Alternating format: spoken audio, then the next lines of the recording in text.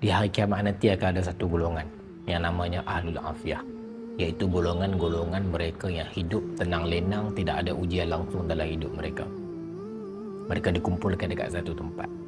Lepas tu mereka nampak satu golongan yang lain yang diberi nama sebagai Ahlul Balak, iaitu golongan yang sentiasa diuji. Setiap hari berlapis-lapis ujiannya. Selepas satu ujian, kena pula satu ujian, bermacam-macam ujian. Kemudian mereka nampak Ahlul Balak ini mendapat ganjaran yang sangat besar. Allah memberikan pahala kepada mereka.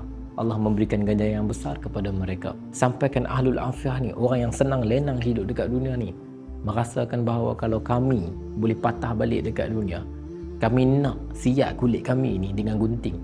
Supaya apa? Supaya kami dapat rasa sakit diuji tu. Sebab kalaulah macam ni punya ganjaran orang yang diuji, kami pun nak macam tu juga. Hadis ni nak cerita kepada kita bahawa segala ujian yang kita tempuh pada hari ini, segala kesusahan yang kita tempuh pada hari ini, semuanya tidak pernah sia-sia. Semuanya akan bertukar menjadi limpahan ganjaran pahala yang sangat besar, sehingga ia dicemburui oleh orang yang senang lenang pada hari ini. Orang-orang yang tak ada ujian, mereka akan mencemburui kita yang sentiasa diuji oleh Allah. Kerana ujian itu tanda bahawa Allah ingin memberikan kita ganjaran yang sangat besar yang akan menyelamatkan kita di hari kiamat nanti.